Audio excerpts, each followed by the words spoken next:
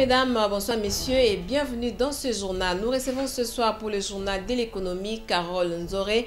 Il est journaliste et analyste dans le secteur agricole. Avec lui, nous allons parler de cette question. Le Premier ministre a lancé le 26 juillet dernier la campagne agricole citée au plateau de Bateke avec 23 millions de francs congolais.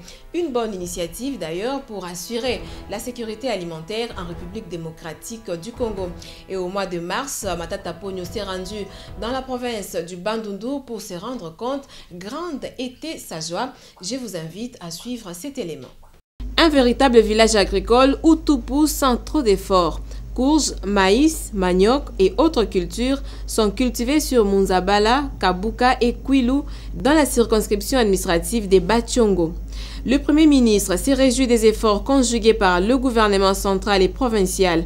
Pour Matata Ponyo, l'autosuffisance alimentaire en République démocratique du Congo n'est qu'une question de volonté. On peut y arriver. On peut y arriver parce que tout pousse. Et le gouvernement central a donc appuyé le gouvernement provincial et nous sommes rassurés que les ressources ont été utilisées rationnellement, du moins sur ce que nous voyons. Pour y arriver, le gouvernement projette la mécanisation de l'agriculture pour la relance du secteur. Avec les méthodes mécaniques, on perd 30% de la production. Et si nous mécanisons ça, ce que nous pouvons réaliser des économies importantes. Et ce que nous allons faire, le gouvernement est impliqué dans un programme de mécanisation agricole, de professionnalisation de l'agriculture. Le Premier ministre ainsi que les membres du gouvernement qui l'accompagnaient ont inspecté également la route Bukanga-Lonzo-Inkisi en construction dans le cadre de la réunification du pays par route. Environ 1000 logements modernes vont être construits à Bandalungwa d'ici 5 ans. La cité Joseph Kabila sera érigée à l'ancienne pépinière des Bandalungwa. Fridolin Kaswechi a lancé la semaine dernière le démarrage des travaux de construction. La société chinoise SZTC est le maître d'ouvrage. Élisée Bilonda. La cité Joseph Kabila sera constituée de logements répondant aux normes internationales en matière d'habitat. Des appartements modernes, un supermarché, un hôpital et même une école primaire y seront construits. La première phase des travaux ainsi lancés sera consacrée essentiellement à la construction de la zone d'appartements et celle des villas respectivement indépendantes. Pour le président directeur général de la société chinoise SZTC commise aux travaux, cette œuvre, fruit de la bonne coopération Chine-RDC, va permettre de combler le déficit des logements décents, comme le souhaite vivement le chef de l'État, Joseph Kabila Kabange. Pour ces quinquennats placés sous la vision de la révolution de la modernité, l'habitat y occupe une place de choix. C'est un secteur prioritaire, comme l'explique Fridolin Kaswechi Musoka, ministre en charge de l'urbanisme et habitat. La cité dite Joseph Kabila, dont le projet est dessiné en maquette à la vue de tous, est un joyau de modernité, en tout point de vue, et une toute première à Kinshasa depuis bien longtemps. Il est prévu la construction de plus ou moins 1000 unités de standing élevées, accompagnées des infrastructures de base et équipements publics de qualité très acceptables. Ces sites constituent un point de départ pour notre gouvernement et mon ministère en particulier. Il est aussi une source d'inspiration pour tous ceux qui croient dur comme fer au seul lotissement anarchique, un culte pourtant créateur d'un aménagement et d'une expansion urbaine incontrôlée, avec sa cohorte de calamités telles que la pauvreté urbaine profonde, l'occupation du sol sans zoning, l'insalubrité collective comme mode normal de vie, les glissements de terre, les érosions, les inondations, et j'en passe. C'est le 19 septembre 2011 que le protocole d'accord pour la mise en œuvre de ce projet immobilier a été signé entre le gouvernement et la société Zengway Technic Corporation. Fridolin Kaswechi Musoka insiste sur le respect de normes urbanistiques et environnementales pendant l'exécution des travaux pour un délai de 5 ans. Une préoccupation pour la Troïka de ce lundi, l'insécurité au Katanga a des implications négatives sur les plans économiques, non seulement dans cette province, mais aussi sur l'ensemble du pays. Les membres du gouvernement sont revenus sur l'ensemble de la situation des finances publiques pour le premier trimestre de l'année. Reportage. Environ 27% de croissance économique du pays provient du secteur minier et de l'industrie minière se trouvant au Katanga. Mais l'insécurité qui a eu domicile dans cette partie du pays a perturbé le moral des investisseurs, indiquent les membres de la Troïka. Et aujourd'hui, nous avons examiné particulièrement la question de l'impact sur la situation économique, sur le moral des opérateurs économiques, de l'insécurité qui prévaut dans la province du Katanga et qui, bien sûr, comme vous pouvez l'imaginer, c'est le Katanga aujourd'hui, c'est le siège de l'industrie minière et c'est l'industrie minière qui tire la croissance économique parce que 27% de notre croissance aujourd'hui, c'est le secteur minier. Donc tout ce qui touche le Katanga a des répercussions quasi immédiates sur le moral des investisseurs. Après un examen approfondi de la situation dans ces secteurs économiques, la solution est liée au retour de la paix dans cette partie du pays. Pour ce qui est de la situation économique en général du pays, le gouvernement compte créer plus de richesses au profit de la population. Il est question d'envisager toutes les mesures possibles pour que la croissance soit plus forte, afin de favoriser des opportunités économiques. Pose de la fibre optique phase 2. Le Premier ministre a procédé le samedi dernier au lancement officiel des travaux d'implantation de la ligne Kinshasa-Kasumbalesa, située à l'aéroport international d'Ndjili. En plus de la province du Bas-Congo et de la ville de Kinshasa, 4 autres provinces vont s'ajouter sur la liste avec plus de 3000 km. Grâce à la coopération chinoise, le gouvernement congolais s'emploie à fournir à la population congolaise, mais aussi à celle de la sous-région, une communication de qualité à haut débit et à moindre coût. La connexion des 4 provinces à la fibre optique n'est plus un simple rêve. D'ici 3 ans, le Bandundu, les 2 Kasaï et le Katanga vont bénéficier des bienfaits de cette technologie de pointe. Grâce à un financement de 221 millions de dollars américains de Exim Bank, environ 3250 km vont connecter ces provinces avec des canaux de transmission à haut débit à moindre coût. À travers l'opérateur public, la SCPT, la RDC pourra à son tour desservir les autres pays de la région. La SCPT est appelée à jouer son rôle de réseau de référence. Nous profitons ici de cette opportunité pour annoncer haut et fort que la SCPT a développé à son sein une structure qui s'occupe rien que de la gestion de la fibre optique. Des formations du personnel ont été assurées. La fibre optique offre plusieurs avantages. L'augmentation des recettes publiques, la sécurisation des informations et leur fiabilisation. La fibre optique est également créatrice d'emplois directs et indirects. Compte tenu de la desserte désastreuse en électricité, le ministre de NTIC promet de recourir à d'autres sources d'énergie pour plus d'efficacité. D'abord parce qu'on a un projet de téléphonie rurale qui va fonctionner sur l'énergie éolienne ou l'énergie solaire. Nous avons un problème avec l'électricité, le courant électrique, si vous voulez, traditionnel, mais à ces niveaux, vous savez aussi que l'Assemblée nationale est en train d'examiner un projet de loi sur la production, la distribution et la commercialisation de l'énergie électrique. Cette deuxième phase est rendue effective grâce au partenariat sino-congolais. L'exploitation et la maintenance seront assurées conjointement par des ingénieurs chinois, des CITCC et congolais. Taux de change pour ce lundi 1er avril 2013, le tout en images.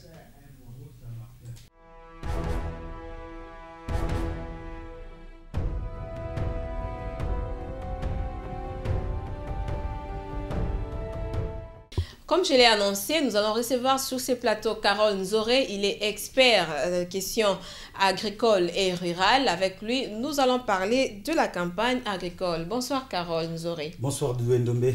Voilà, depuis le 26 juillet dernier, le Premier ministre a lancé la campagne agricole et nous savons que la RDC dispose au moins 68% des terres arables, mais on note une certaine lenteur en ce qui concerne la réception du signal du Premier ministre. La date que vous annoncez, le 26 juillet, c'était pour le lancement de la campagne agricole saison A de 2012. Et il y a peu, le Premier ministre, quand il était au niveau de la province de Bandundu, il a lancé la saison, la campagne agricole pour l'année 2013. Donc au moment où nous parlons, nous nous trouvons devant 2 campagnes agricoles, pour 2012 et pour 2013. Avec le même montant ou comment?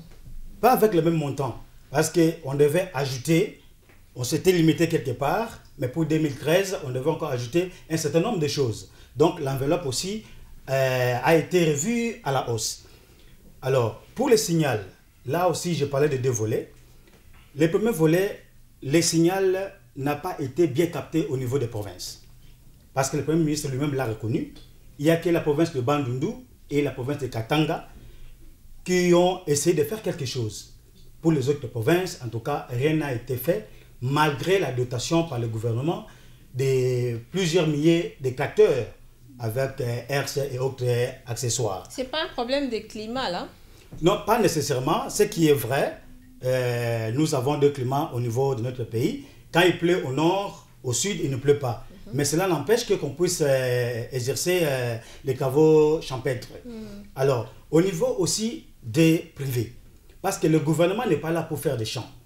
Le gouvernement donne les cadres, mais il revient aussi au privé d'emboîter les pas au gouvernement. Je reviens du Katanga il y a peu, j'ai vu de mes propres yeux les gens qui ont respecté la campagne agricole au niveau de Katanga. Je citerai l'exemple de la Fondation pour le développement de Kipushi, avec 500 hectares de maïs. Je citerai aussi le gouverneur Moïse Katumbi, avec plus de 500 hectares de maïs que j'ai vu de mes propres yeux. Oui, évitez de citer le nom des gens. Je vous en prie, Ouais. Donc, c'est juste, si je les ai cités, pour donner aussi le goût, comme nous disons ça à Kinshasa, à d'autres personnes. Parce que le gouvernement donne les moyens, le gouvernement donne les cadres, mais il revient au privé. Parce qu'aujourd'hui, on parle de partenariat public-privé. Et c'est dans tous les secteurs, et surtout pour le secteur agricole, qui aujourd'hui a plus de 90 millions de terres arables. Donc plus de 75 ou 80% de la population et des terres congolaises.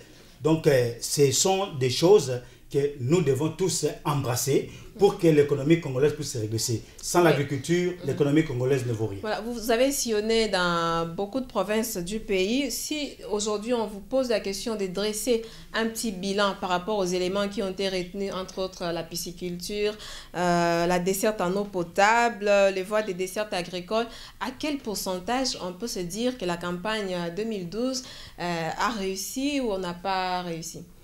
Bon, je ne voudrais pas être trop long par rapport à ça. Je vais donner quelques secteurs. Si nous prenons par exemple la production agricole, il est vrai que les semences ont été distribuées à travers toute la République.